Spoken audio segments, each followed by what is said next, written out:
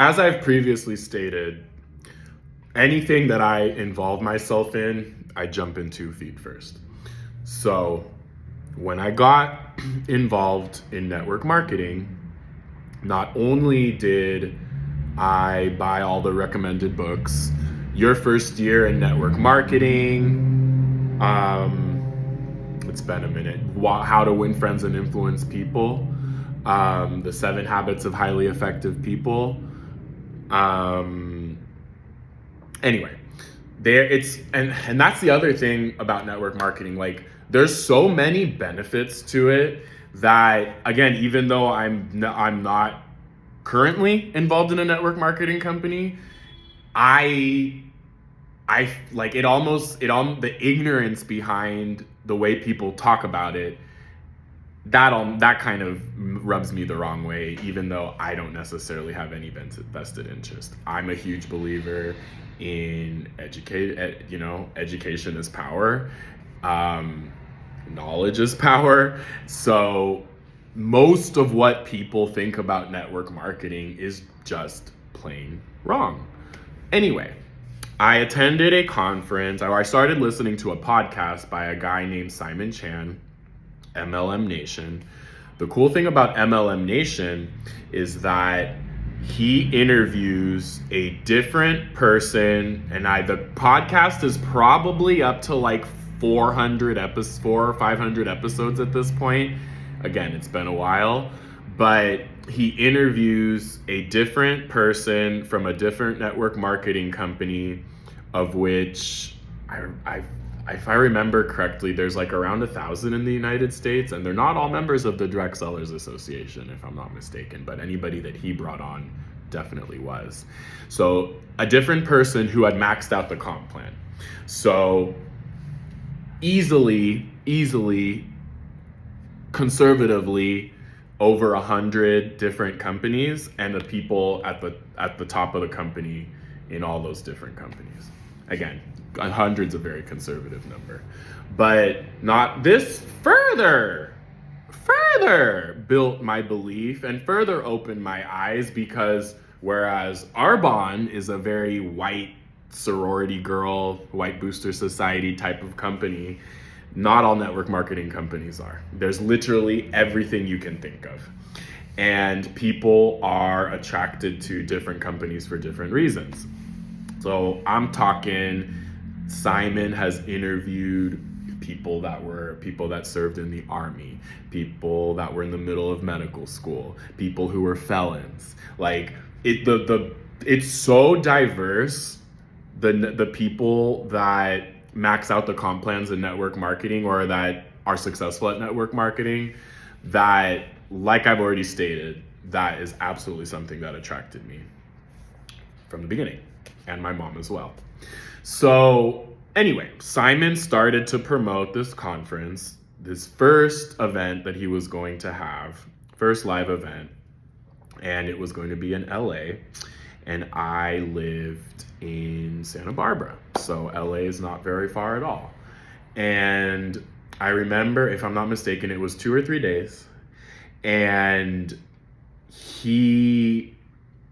it was so interesting because it was the first time he was ever doing this, and it quickly became obvious that he was pushing his, $20,000 plus coaching program, maybe 15,000, maybe 10, but it's very obvious that that's what he was pushing with this event. And it was free, but the kind of hook that he had to get people to show up was that you would pay $100, and then he would give you the $100 when you showed up, which I thought was really interesting. And I never forget, when I went to check in, the first thing they did was they handed me the $100. I was like, interesting. That's an interesting tactic. That's all I'll say about that. So what I remember from the conference, aside from him really plugging this program, was that he brought again, a bunch of top earners, people who had been on his podcast before, obviously, from a variety of different companies. One thing, before I go any further, I don't think I've said this. One thing I really appreciate about Simon Chan's personal brand is that he doesn't involve the names of any of the companies. He keeps it very generic. He keeps it very much about the industry and about the steps that you have to take to be successful. It's not specific to any company, and I love that, love that, love that. The biggest takeaway that I took from this conference, which it was definitely one of the smaller ones I'd been to. Again, it was the first time he's doing this. I'm not sure if he's kept up with this, but maybe 20 to 30 people. And it wasn't at any fancy hotel. It was literally at, not the Howard Johnson, but something like the Hyatt Centric, I think it's called, right by LAX. Anyway, the biggest takeaway that I took was there's this guy, blanked his name, but he's kind of a giant in network marketing. He's kind of very, very well known. The guy has been doing it, at least in his story, he told us that he's been doing it since he was a very little kid. And he was at the point where he's making $1 million a month residually. That's the team that he built. And it's sure you can say that it's an act, but it's a business skill, I would say.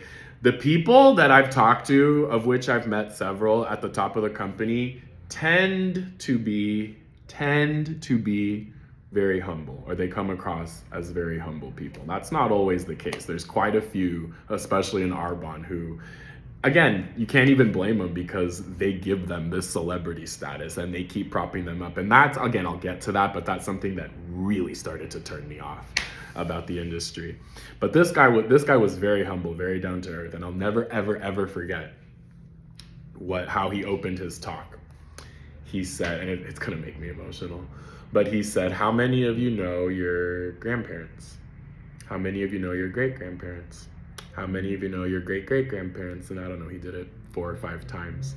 And slowly as he started reaching the great, people's hands started to go down. And he said something to the effect of, how much you want to bet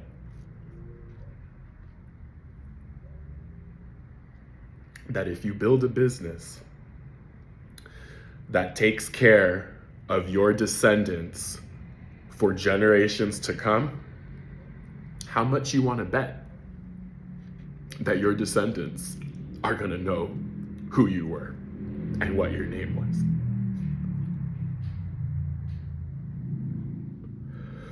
That, oh my God, that I'll never, ever, ever forget that. That spoke to the very core of my soul. And it reminds me of a saying that my grandfather used to say, my abuelito, who I never met, and I don't know if this was his saying or if it's a Salvadoran, one of those sayings, a dicho, as they say.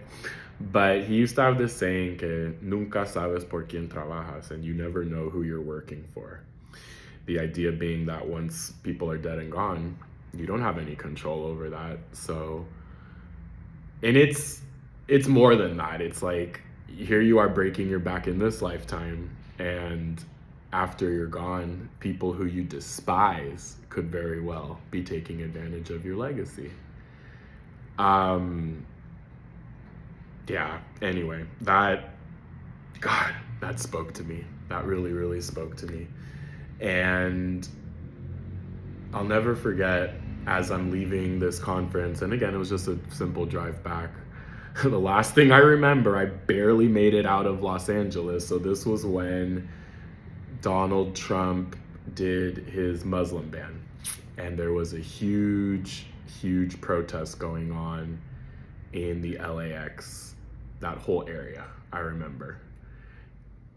If I remember correctly, that's when Uber canceled the surge, and they got a lot of hate for that. So anyway, that was my first network marketing conference that was not specific to the company that I was in.